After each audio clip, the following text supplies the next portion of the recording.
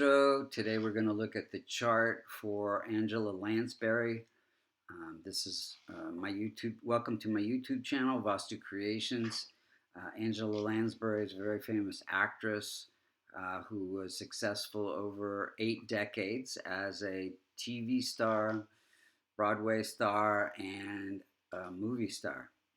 And she got nominated for several Oscars, won 4 or 5 Tonys. Very distinguished career. Using the sidereal Vedic zodiac, the true placement of the planets, if we look to the eastern horizon, we see the constellation associated with Cancer rising at 28 degrees. 28 degrees becomes the most effective point of every house, and any planets like Sun have a lot of impact in the chart. Now, first we're going to look and see where the Multicona signs fall. Many planets rule 2 signs, but only one of those signs is the Multicona sign. For example, Libra and Taurus are ruled by Venus, but only Libra is the Multicona sign. So Venus is all about relationships, and so is Libra, not so much Taurus. So wherever these Multicona signs fall, they indicate the karma or the area of life that she came back to learn about in this lifetime. She passed away recently. May she rest in peace. So starting with the rising sign, which is the 4th sign of Cancer in the 1st house, ruled by Moon, she is learning about being worthy of name and fame and fulfilling her purpose on this planet. Then we see the 5th sign of Leo, ruled by Sun, in the 2nd house, learning about being worthy of having wealth, having fame, and also having stability in the marriage. Then we have the 6th sign of Virgo, ruled by Mercury in the 3rd house, learning about being successful, especially around performing arts. Then we have the 7th sign of Libra, ruled by Venus in the 4th house, so learning about what makes her happy and having harmony in the family. Then we have the 9th sign of Sagittarius, ruled by Jupiter in the 6th house, learning about healing, health and healing. And then we have the 11th sign of Aquarius, ruled by Saturn in the 8th house. So learning about healing past traumas. And then we have the 1st sign of Aries, ruled by Mars in the career house, learning about being worthy of having a great career. So first we're going to see how the planets are operating individually, and then we're going to look at when they were operating, the timing of events, and what we could do to strengthen the chart. So first we're going to look at Sun. Sun is in old age. It's ruling the 2nd house. So it says that she can have wealth and fame, and Sun is sitting in the 3rd house. So through leading roles as an actress, performing, and now because Sun is weak, it makes the father a little bit weak. The father died when she was only 9 years old and didn't have a lot of influence. Now, this weakness can also affect the heart and digestion as well. Moon is at 8 degrees, sitting in that 3rd house, ruling the house of life purpose. So her life purpose is connected to performing arts for performing for the public. Moon is public. Then now Moon becomes the prime health indicator in this chart, since it rules the 1st house and it's a Multicona sign. So he gives her a pretty good immune system and great longevity because Moon is is one of the stronger planets in the chart.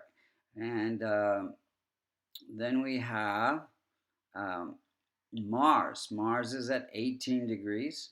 It's ruling the house of career. So it gives her career through, Mars is also in that third house of performing arts, acting. And now she did have a knee replacement that's related to the 10th house. So there was some affliction to that area of the body at that around that time when she got the knee replacement. Then we have Mercury at 5 degrees, and it is ruling the third house of success through performing arts, placed in the house of happiness. So it connects her happiness through acting. Then we have any Multicona sign that falls in the 6th, 8th, or the 12th house can cause some challenges. It's said to be functional malefic. And so in this chart, we have Sagittarius ruled by Jupiter in the 6th house of health and healing. So, and it's also afflicted, third aspect, by Saturn, which is also a functional malefic. So it connects healing through Jupiter itself, which is hips, and she got a hip replacement. And then we have Venus at 12 degrees, ruling the house of happiness and home life. She is, and it's one of her stronger planets, so it gives her some beauty, gives her the great ability to act, and she is quite a homebody, loves being at home, not so much going out to parties, etc. Then we have functional malefic, weak, debilitated Saturn at 21 degrees, and it is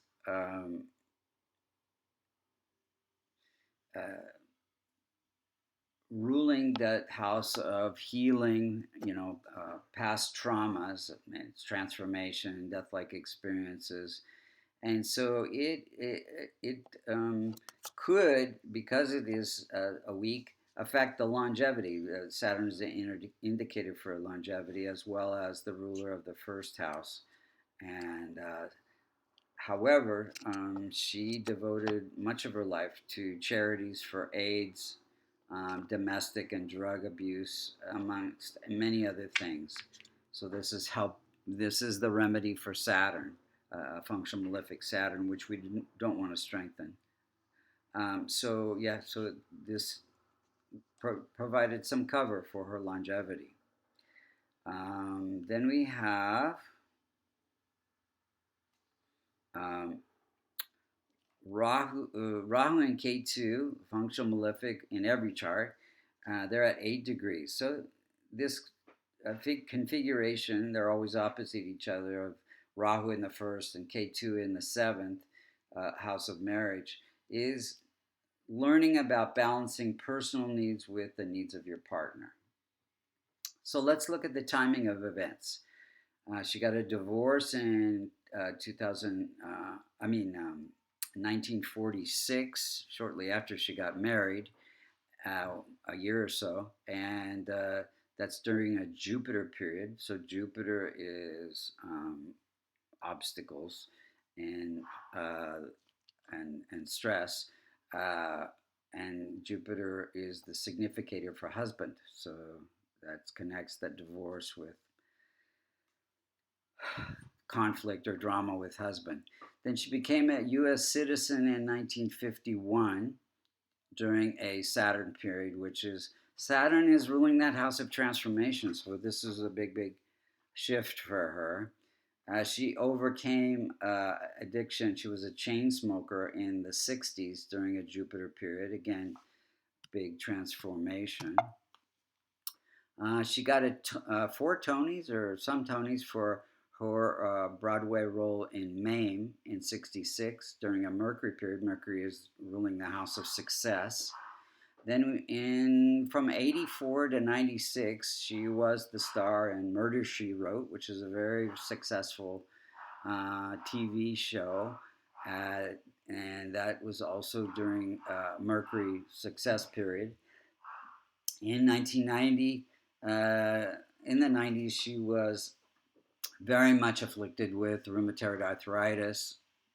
That's during a Saturn period. Saturn has to do with arthritis and the structure of the body, the skeletal structure, and inflammation. And then we have in 94, she got hip surgery during a Jupiter period. Jupiter is the significator for hips and also rules the house of health. Then in, let's see, then she got knee surgery in a Mars afflicted period in 2005. And then her partner, Peter Shaw, who was also an actor, director, producer, died in 2003 during a Sun period. Sun is ruling the house of continuation of the marital bond, so that was the end of the marital bond. Then we have in 2022, October 11th, she passed away in her sleep during a Venus period, and